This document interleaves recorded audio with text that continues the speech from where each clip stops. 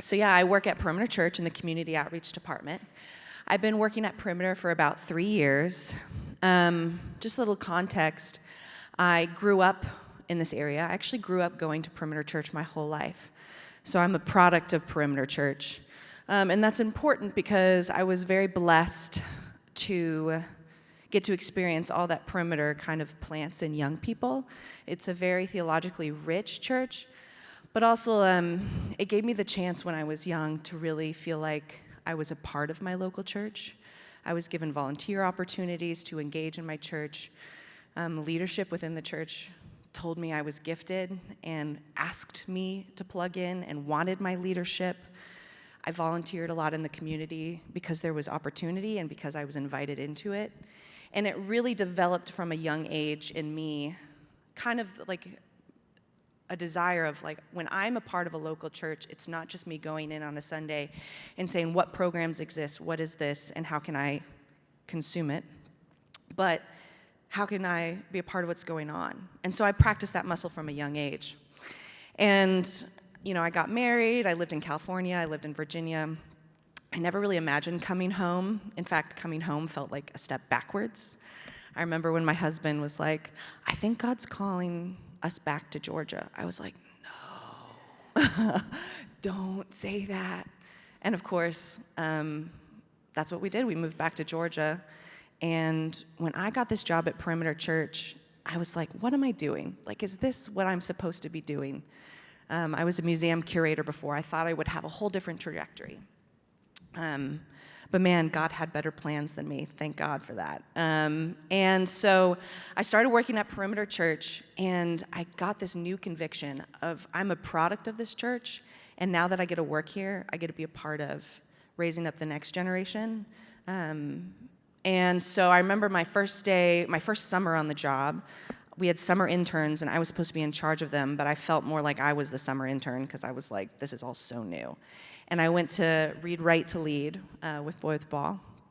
And I went there with our summer interns and had a really positive experience. But I remember some things stood out to me where I was there, and immediately the staff and the other volunteers were like, who are you? Welcome, you're new. Tell me about yourself. And like, I was only there for a week. And by the end of the week, they were like speaking beautiful words of encouragement to me. Like, we see Jesus in you. We see that you're equipped in this. Will you come back? Will you be here next week? Could you come back next summer? And they did that to our interns as well. And I think, especially now that I've been in this job 3 years, and my colleague Tegan and I, he spoke at a panel yesterday, we talk about this when, especially with like nonprofits, I think a lot of times they underestimate young people, and there isn't a lot of spaces where young people are invited to serve in the community. One thing, invited, but two, like wanted and longed for.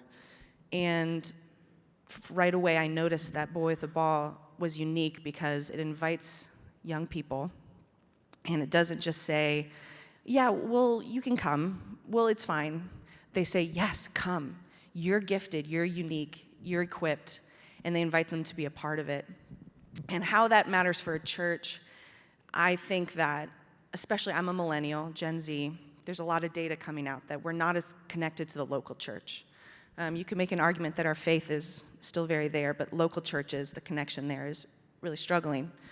And I'm sure there's a multitude of reasons for that. But I think a big part of it is, you know, how we say we love Jesus, but what does it look like to live it?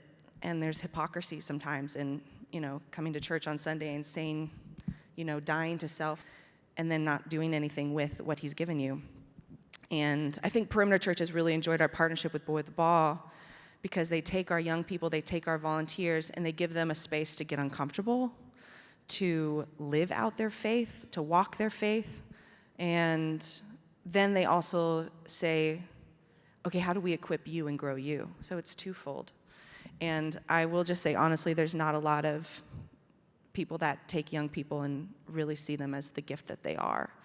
So as a young person who was uniquely equipped and now is doing this work, I just think Boy with the Ball is doing an incredible thing in the community, and I've heard so many stories, and I've experienced so many stories. So yeah, just super grateful to be a part of it, and yeah, thanks for inviting me to speak.